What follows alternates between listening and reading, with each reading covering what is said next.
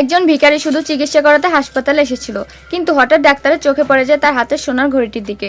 ঘড়িটা হাতে নেওয়ার কথা ডাক্তার যখনই ভাবলো, ঠিক তখনই অচেতন ভিখারিটি হঠাৎ জেগে উঠল। কিছু বলতে গিয়ে সে আবার অজ্ঞান হয়ে গেল। ডাক্তার বেশি কিছু ভাবলো না, তার মনে হলো যেন তার ভাগ্য খুলে গেছে, কিন্তু সে বুঝতেই পারেনি এর জন্য তাকে কত বড় মূল্য দিতে হবে। ডাক্তার অধীর আগ্রহে ঘড়িটি হাতে নিতে এক অদ্ভুত ঘটনা ঘটলো। ঘড়ির কাঁটাগুলো বিদ্যুতের গতিতে ঘুরতে শুরু করলো। সে অনেক চেষ্টা করলো ঘড়িটা ঠিক করার, কিন্তু কোনো লাভ হলো না। ঠিক তখনই একজন ইন্টার্ন ডাক্তারকে ডাকতে এলো, কিন্তু ডাক্তারকে দেখে সে হতবাক হয়ে গেল।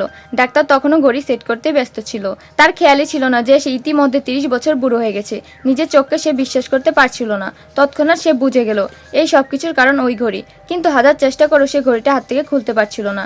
সে দৌড়ে ভিখারিটাকে খুঁজতে গেল, কিন্তু তাকে সেখানে পাওয়া গেল না। আর ঠিক তখনই সে যা দেখলো তাতে তার বিশ্বাসই হচ্ছিল না। সামনে দাঁড়িয়ে থাকা সেই যুবকই ছিল সেই দুর্বল ভিখারি। ডাক্তার সবকিছু বুঝে গেল।